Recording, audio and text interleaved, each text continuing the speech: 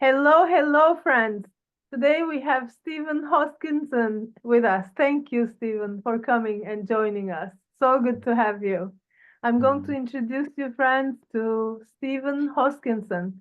He's an author and teacher in post-trauma growth. He founded Organic Intelligence and has trained thousands of therapists, coaches, and helping professionals worldwide. Steve has been adjunct faculty for JFK School of Psychology at National University, steering committee for the International Transformational Resilience Coalition, advisory board member for the Trauma Foundation, former senior international instructor for the CE Trauma Institute, and has presented at professional conferences worldwide. Dedicated to empowering healers and teachers, he has created a host of programs for post-trauma growth, including the Organic Intelligence Coach Training Certification Program, the End of Trauma course for personal resilience, and the End of Trauma podcast. Thank you again, Wow. Stephen. Wow. Really, I really almost welcome. begin to feel burnout just from hearing all of that. Yeah, yeah, it sounds like you might have gone there yourself, maybe. Mhm, Right? Yeah, yeah. it's a maze for sure. Yeah. Mhm, mhm. Mhm. So I'm looking forward to diving deep into organic intelligence. Please tell us, what is organic intelligence and how Well, does it work for work martyrs?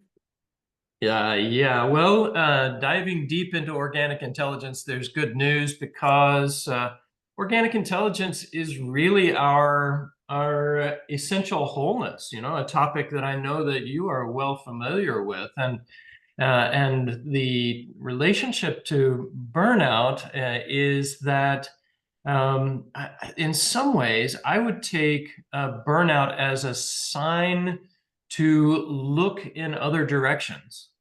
Society and our work culture, capitalism, all honors a sort of a deity of productivity. And we somehow are raised with the idea that our self-worth and our being is all tied up in what we can do and what we can produce. And I think it's becoming increasingly known, and we're becoming increasingly aware that that kind of transactional framework is really damaging to the human being.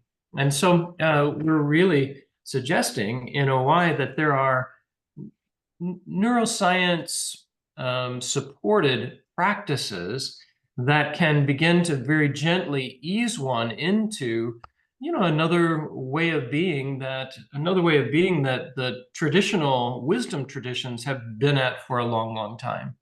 And it's just that I think we have a really different situation now in the West. Buddhism was brought to the West from the East, and I don't know that it could have been anticipated the degree of fragmentation and disintegration that would be found here in the West. And now I'm speaking specifically of North America, which is what I'm most familiar with, but Europe as well. There is just such a large contingent of people that are, you look on the Instagram feeds, and here's everybody like talking about how to help trauma, how to help in somatics, how to get better, how to get your landing page up, how to get your list built, how it's all of these things about doing and how you're going to be able to do things to be better. And just the disconnect that we have between doing and being is now such an epidemic. And I don't think that the traditions that were brought here from the East were prepared for the mess we would find ourselves in right now.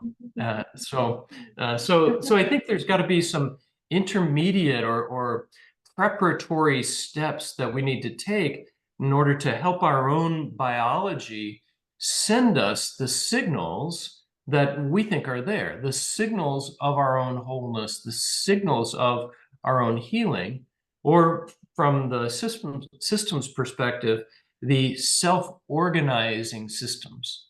So we take our cue from complexity science as well as wisdom traditions, but from complexity science, it says under the right conditions, your biological system can become self-organizing, meaning auto-organizing, meaning the system itself is self-healing. And to come into contact with that self-healing channel, or that self-healing, that self-healing channel is what we teach, but also what we practice. And so that's organic intelligence in a nutshell. We practice it as a entree into mindfulness and wisdom traditions, and then we train our coaches to use the process for their clients as well, for well-being. Beautiful. So you mean we're not just going to be able to knock, knock, knock, doctor, doctor, heal me no more? Yeah. We'll have to turn inwards and fix it, huh? Yeah. Yeah. Or turn inwards and realize that we have been fixed already. Yes, yes. Just tune it. I mean, fixes was Yeah, not a good choice exactly. of words. So Tune true. it. Yes, Yeah, exactly. yes, yes. Exactly. And So yeah, and tell us please a little bit more. How is organic intelligence then different from resting or sleeping well? Or even people talk about meditating for relaxation. Most meditation is utilized for relaxation. That's not really meditation in my understanding at all. However, even talked about meditation and sleep in the same and breathing techniques and such. How is organic intelligence different from that kind of rest? yeah. Well, we love rest. We love Yes. sleeping. We Oh love yes. resting. And Of course, all of meditating. those. Yes. Um, and I just felt this pang of poignancy as you described that, like, oh, people are using breathing techniques and they are using meditation, and everything seems to be for a purpose. Like, I've got to feel better somehow, and we get caught in these loops and these traps of of things that will help. And when people come to us, they've done they've done therapy, they've done the body work, they've done the Rolfing, they've done the craniosacral, they've done the homeopathics, they've done the Wim Hof and everything. And mostly what people say is everything helps somewhat. But but our the heartbreak that we're trying to address is that people who are promoting various different techniques have themselves often been healed by those techniques. And so they naturally want to offer these to people as the healing method. And we believe that everything can help, everything can be helpful, but not everything is helpful for everybody all the time. And so I really was working in the somatic trauma field and finding, okay, this is helping, but there are other times that it does not help. And so I began this quest to find out what's the difference between a process that's really helpful and when is it helpful and when is it not. And that's what I really, your question is exactly why I began to do this, because there are all of these methods that have support, but how do we find the operating system underneath them that can really then tell us what's going to be supportive? So that's what we do in OI. We really try to find what are the right interventions for the person at their journey and their point in their journey. So it's not a one size fits all. It's really that we have to understand how their biology is functioning, and also looking for like where the opening is already. That is, there are these largely unconscious avenues of support that are there, but they are just unrealized. We use a map that I'll show you real quick, which is called the ISOMA map, which stands for image, sensation, orientation, meaning, and affect. And these are all the channels of our experience. And mostly those channels are sending us messages of struggle, messages of challenge, and messages of suffering or dissatisfaction or not good enough or burnout or insufficient, all of those messages. And we believe those, not because we want to believe those, but because there's a very simple conditioning paradigm that makes us believe it, and it's called the negativity bias. This is really well established in science. If it's negative, it draws the attention. It's this magnetic pull that then reinforces what we call the what's wrong attention. And so our attention goes to and is pulled to what's wrong, and that includes, the various images and sensations, the thoughts and the feelings that we have. But the good news is that's not the only message from our biology. There are also messages coming from our biology through those channels that are also these reflections, these many little fractal messages of our own wholeness as well. And so what our coaches are trained to do is to recognize where the client has been busy with what's wrong and missed the supportive message that's arising from within themselves.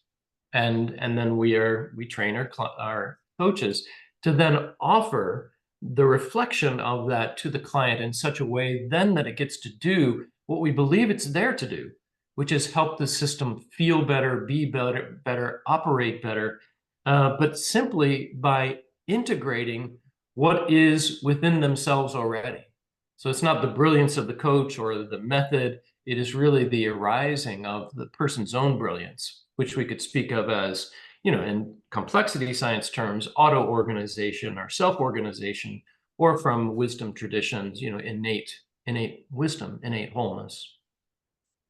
How beautifully said. Thank you. And organic intelligence, the wording now makes more sense already. That is what it says. It is an organic intelligence. And I love that there is no one thing fits all. There's a time and a place for everything, right? Yes. There's a time, Yes. I remember a time when I did cognitive therapy for a long time, and today it's at that time it was useful, it was helpful, and then it Yes. wasn't anymore, right? So there's a Right. time and a place for it all, but to go to the root source.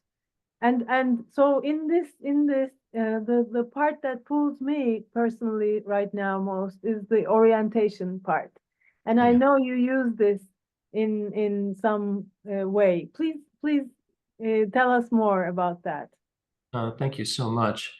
Yes, our ISOMA map has the experiences of the inside, our inner experiences, like image, our sensations, our thoughts or meanings, and then feelings. But there's another channel here, and we call this one orientation, which is one of the most important and preliminary and surprising of the channels because it is like most treatments, most therapies, they say to be inside, to bring the attention internal.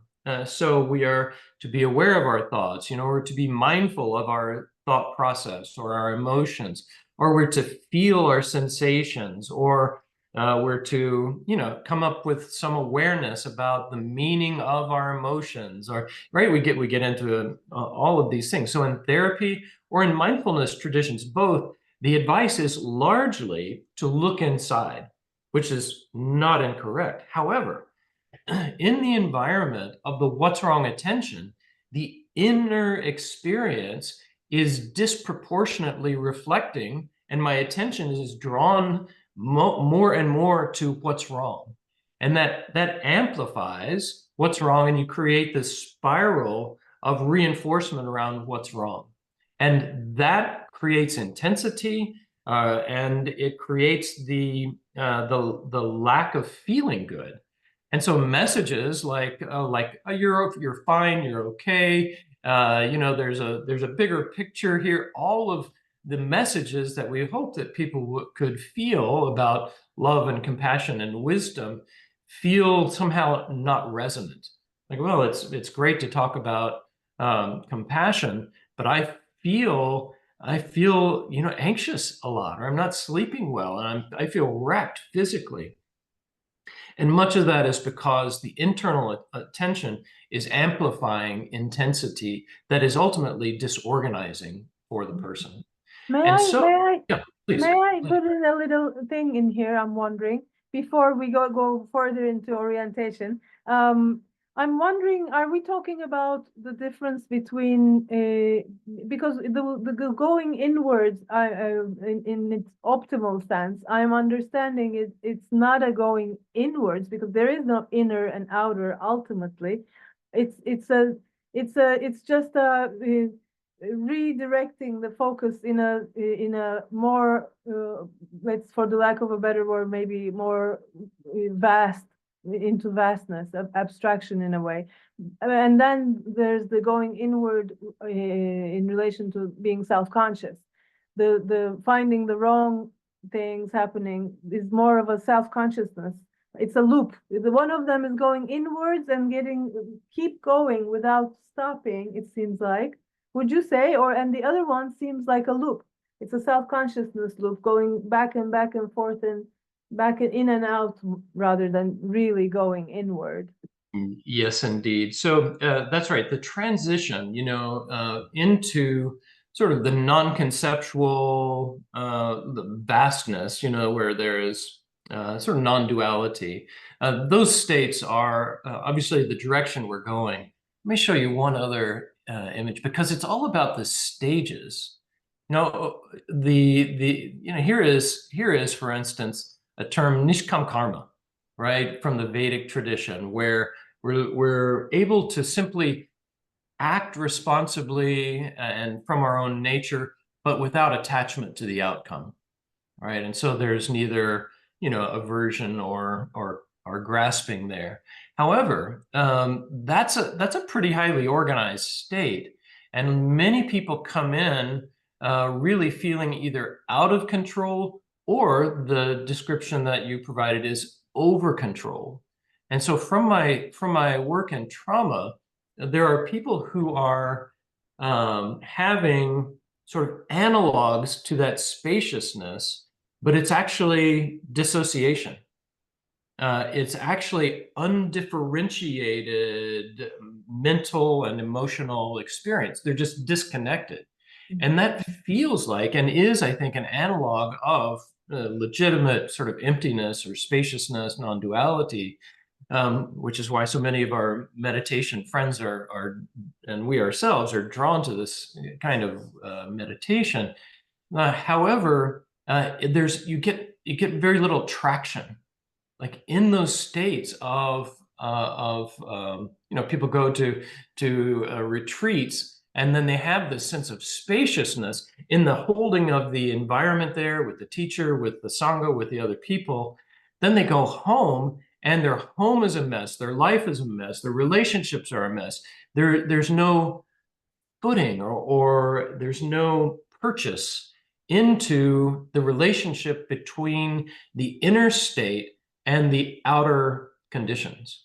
And that gap is really, really the issue. And so, yes, people have either focus or lack of focus, and sometimes that lack of focus is thought of as a deeper awareness, and it Mm. may not Yeah, be yeah. actually.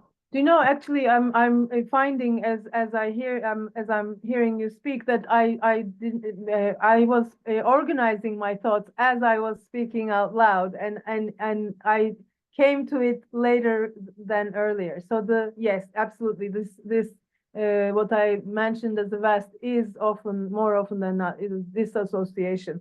I find, while in my question earlier, that the looping is maybe the key to being the difference between being self-conscious, which is the loop of negative association, and then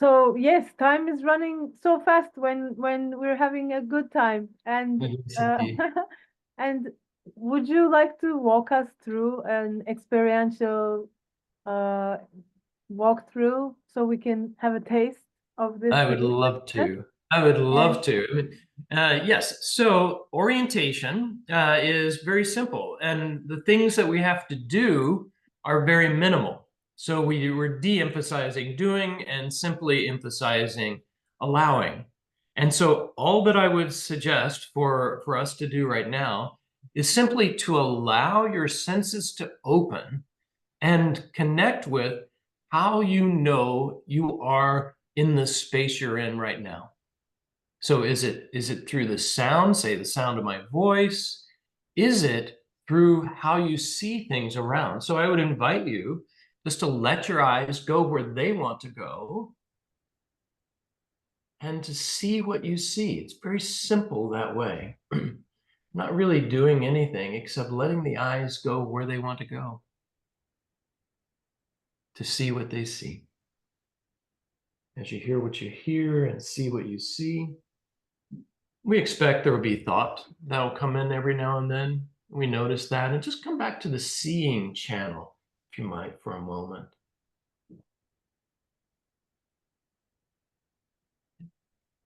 And when you do that, then the next question is simple, which is just to notice if there's any change in how you feel between before you began and now.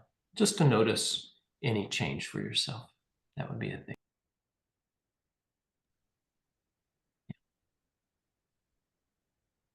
And these are, and people report when we do this, people report feeling typically calmer, more settled, more present, more relaxed, mostly. And if they don't, it means that the attention has gone off to, say, thinking again, or emotion, or sensation. But if you regularly bring the attention back out to simply seeing or simply hearing, connecting to the environment with any of the senses, it can be the tactile sense, um, then we begin to let the brain make that bridge between inside and outside. It's not something we have to do. All we have to do is come back to our senses and be here and see and hear, taste and touch. And that's orientation. so beautiful. Thank you. Thank you. I noticed that there was a buzz in my ears, between my ears, that disappeared by the second step. Ah, Mhm. nice. Oh, that's super lovely. That's super lovely. Mhm. And people can take these respite breaks on a very short-term basis. Like if you're working at the computer, you can take just 2 seconds to look outside, and it will help modulate that intensity. And that's a really good thing. And that to me is play mind. Going back into play mind. That is Yeah. so simple to play with the five senses, just like that. Just like that. Yes. Yeah, Yes.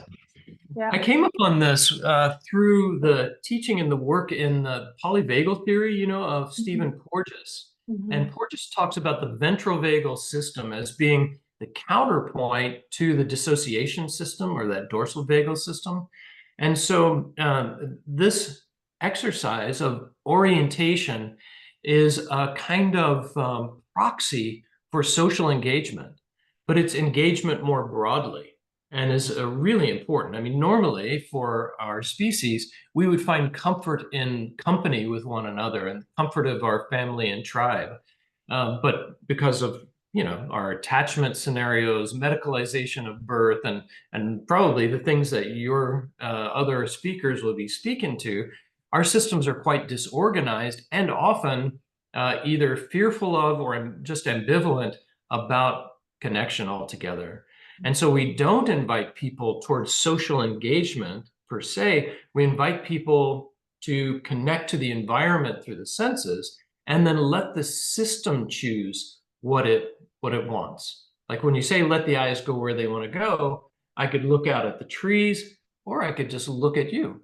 And that's equally pleasurable, right? But that's not so for most people. Most of us probably began with, this fearful and constricted, because we learn like people aren't really that safe.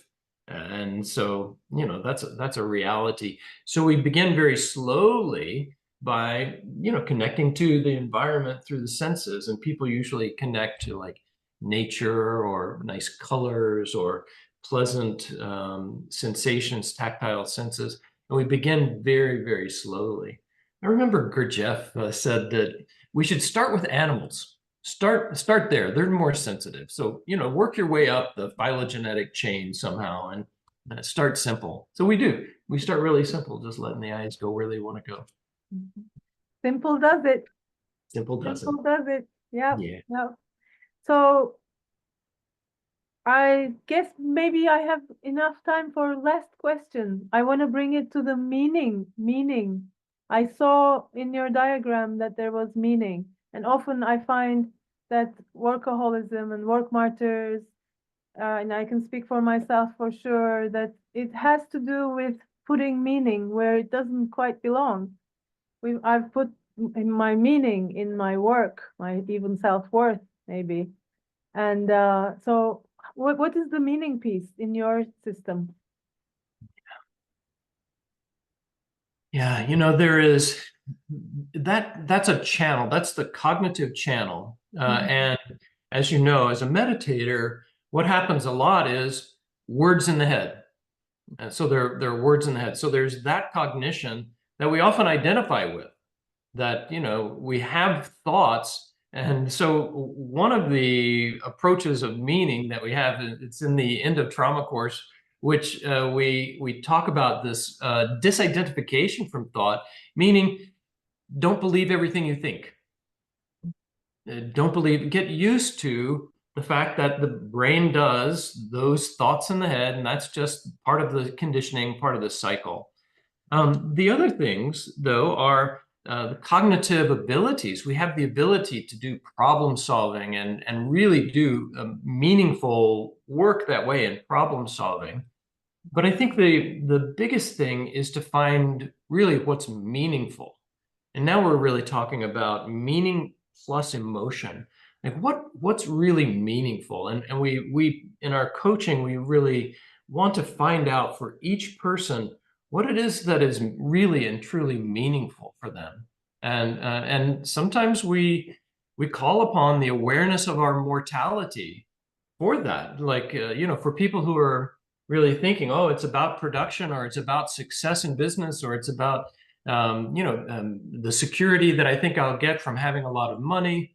We really call people to this question of like, people on their deathbed, they're not known for saying, thank goodness I made $5 million and founded 4 companies. They say, I wish I'd spent more time with friends and family. I wish I'd been able to develop more of my heartfulness, or things like that. What are really meaningful, and we try to get to people before their deathbed and to say what is it that really matters to you, and how can we begin to let that be the compass that guides our actions forward and begins to help us work toward what is actually nurturing and nutritional for this tender human being that we are.